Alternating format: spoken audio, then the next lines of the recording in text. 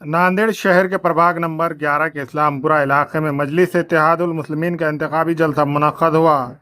جلسے میں حیدرآباد کے ایم ایل اے کوثر محی الدین، مجلس کے سابقہ مہاراشٹر صدر سید معین، سابقہ مراٹھواڑہ صدر فیروز خان لالا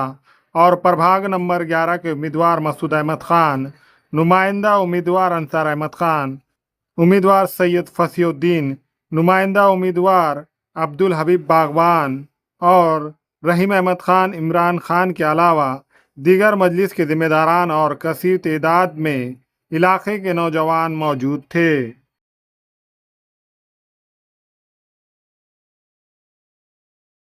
یہ کبھی آپ کے تعلق سے، آپ کے میرے نبی کے تعلق سے بات کرتے ہیں، اگر ان کے خلاف میں کوئی بات کرتا ہے ہمارے لوگ کے اوپر کیسز بک کیا جاتا ہے۔ مگر میں آپ تمام سے گزارش کرتا ہوں کہ موجودہ حالات کو غور کرنے کی ضرورت ہے، موجودہ حالات کو سوچنے کی ضرورت ہے۔ سوچ کر آپ کی جماعت یہاں پر ناندیڑ شہر کے اندر پربھات نمبر 2 سے حصہ لے رہی ہے، پربھات نمبر 5 سے لے رہی ہے، پربھات نمبر 8 سے لے رہی ہے، پربھات نمبر 10 اور پربھات نمبر 11، 12، 13، 14، 15، 18 سے مجلس کے امیدوار 39 امیدوار مجلس کے آج ناندیڑ میونسپل کے اندر الیکشن کے اندر حصہ لے رہے ہیں۔ مگر میں آپ تمام سے اپیل کرتا ہوں کہ آپ ہر وقت مجلس کے ساتھ میں رہیے، مجلس کے امیدوار کو کامیاب کرانے کی کوشش کریے۔ رہا سوال انشاءاللہ پربھات نمبر 11 کے یہاں سے کامیاب ہوں گے، اسلام پورے میں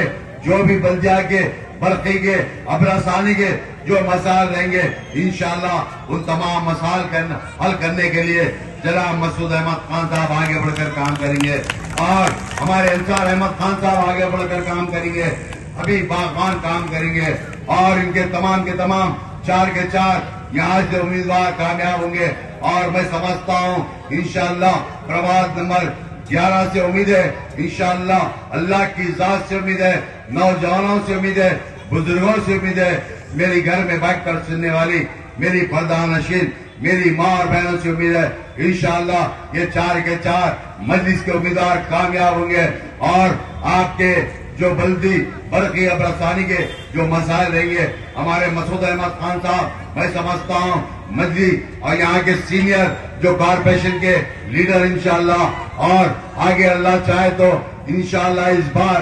مجلس کا یہاں پر بلدیہ کے اوپر قبضہ ہوگا، انشاءاللہ ہمارا چیئرمین رہے گا، ہمارا میئر رہے گا۔ جس طریقے سے ہمارے یہاں کے ناندیڑ کے مسلمان جس طریقے سے مجلس کو چاہ رہے ان کے لیے، محتاجوں کے لیے اور پھر یتیموں کے لیے وقت کیا ہے، اس کالے قانون کے ذریعے سے ہمارے آج کے پیروں کی زمینوں کو چھیننے کی کوشش کی گئی۔ وہ اجیت پوار جس کا لیڈر مسلمانوں کو گالی دیتا ہے،